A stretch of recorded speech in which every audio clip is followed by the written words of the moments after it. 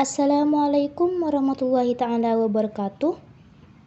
Langsung saja, kami dari kelas farmasi angkatan 2021 Universitas Nahdlatul Ulama Yogyakarta akan mempresentasikan tentang ruang lingkup, manfaat, dan sejarah botani farmasi dengan dosen pengampu Ibu Nurul Faizah, S.Fram MSc, yang beranggotakan Anis Manis Takla dengan NIM 213333138, Muhammad Hendriyadi 213333140, Enika Nurfiana 213333126, Yogi Dwi Novita 213333127, Nur Halimah 213333110, Lailatul Fitriyah 213333103, Nanda Nur Evita 213333121. Berikut poin-poin yang akan kami jelaskan. Yang pertama, tentang botani farmasi, ruang lingkup botani farmasi, manfaat botani farmasi, dan sejarah botani farmasi. Poin yang pertama tentang botani farmasi yaitu botani merupakan ilmu tumbuh-tumbuhan. Dengan demikian, dalam botani dipelajari semua disiplin ilmu biologi seperti genetika, pertumbuhan, reproduksi, metabolisme, perkembangan, interaksi dengan komponen biotik dan komponen abiotik, serta evolusi yang berkomunikasi dengan tumbuhan. Orang yang menekuni bidang botani dikata sebagai botaniwan atau pakar botani. Sedangkan botani farmasi berarti memiliki artian tanaman dan tumbuhan yang bermanfaat untuk kesehatan untuk dijadikan obat. Ruang lingkup botani farmasi. Botani adalah ilmu tumbuh-tumbuhan.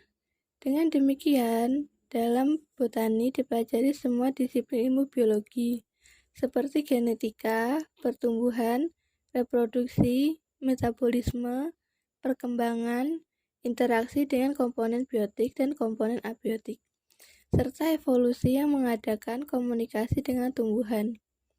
Seperti bentuk-bentuk kehidupan lain dalam biologi, tumbuhan hidup mampu dipelajari dari perspektif yang berlainan, dari tingkat molekul, genetika, dan biokimia melalui organel, sel, jaringan, organ, individu, populasi tumbuhan, dan komunitas tumbuhan.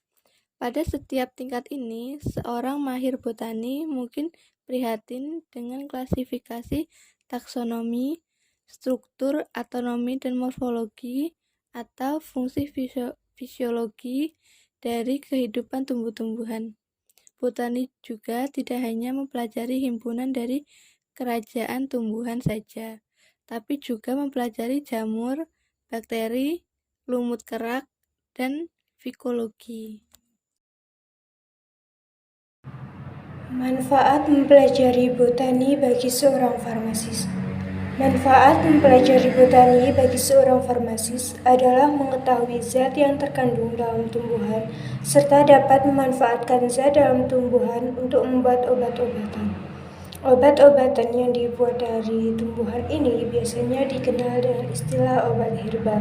Seorang farmasis pada saat menempuh pendidikan banyak dibekali dengan ilmu botani farmasi yang mempelajari berbagai tumbuhan beserta zat yang dikandungnya dan memanfaatkan zat tersebut sebagai bahan obat untuk meredakan dan mengobati berbagai penyakit. Hal ini tidak lepas dari sejarah penemuan obat yang rata-rata dahulunya obat-obatan memang dibuat dari tumbuh-tumbuhan. Penjelasan selanjutnya yaitu tentang sejarah botani farmasi. Sejarah botani farmasi sendiri sudah dikenal sejak zaman prasejarah dengan istilah jamu, karena terdapat kebun fisik di pertengahan abad tersebut. Selain itu, sejarah botani farmasi berasal dari ketertarikan manusia terhadap tumbuhan, karena secara inheran tumbuhan sangatlah menarik dan memiliki berbagai manfaat sebagai makanan dan obat-obatan. Pada abad keempat sebelum Masehi, Theophratus, seorang ahli botani awal yang dikenal dengan sebutan Bapak Botani, menuliskan 2 set buku utama tentang tumbuhan. Satu set buku utamanya yang pertama mengklasifikasikan tumbuhan ke dalam kategori yang berbeda, seperti rentang geografis, ukuran, cara tumbuh, serta penggunaan dari tumbuhan. Satu set buku lainnya yang kedua adalah panduan mendalam tentang cara terbaik untuk menanam tanaman, dan juga menjelaskan secara rinci tentang sifat fisik tumbuhan, termasuk selera dan aroma dari tumbuhan tersebut. Dokter Yunani kuno penting lainnya adalah Dioscorides yang hidup pada tahun 90 sampai 40 Masehi. Beliau menuliskan sebuah buku ensiklopedia tentang obat-obatan herbal yang disebut De Materia Medica, On Medical Substance. Buku tersebut merupakan buku tebal ilmiah yang mengelompokkan tanaman berdasarkan penggunaan obat-obatan dan penelitian pribadi yang dilakukan ekstensif pada setiap tanaman yang dilakukannya beliau pada saat perjalanan ke berbagai kota untuk mendapatkan rasa khasiat obat dari setiap tanaman sesuai dengan penggunaan lokal mereka. De Materia Medica menjabat sebagai buku panduan pengobatan yang sangat penting selama lebih dari 1500 tahun, sampai penggunaan luas dari senyawa mikroskop pada abad ke-19, sehingga ditemukanlah mikroskop majemuk pada tahun 1665 oleh Robert Hooke yang dapat menggunakannya untuk melihat gabus dari dekat dan menciptakan istilah sel. Pada abad ke-17 dan ke-18, para ahli botani mempelajari dan memajukan pengetahuan ilmiah di bidang seksualitas tanaman, fisiologi tumbuhan, dan klasifikasi tumbuhan. Pada abad ke-19, klorofil berhasil ditemukan dan para ilmuwan mulai memahami proses dari fotosintesis. Biksu Austria Gregor Mendel juga membuat kemajuan dalam memahami pewarisan genetik melalui eksperimennya dengan tanaman kacang. Penelitian juga berfokus pada ekologi dan perubahan iklim. Ekologi itu sendiri menjadi disiplin terpisah pada tahun 1940-an.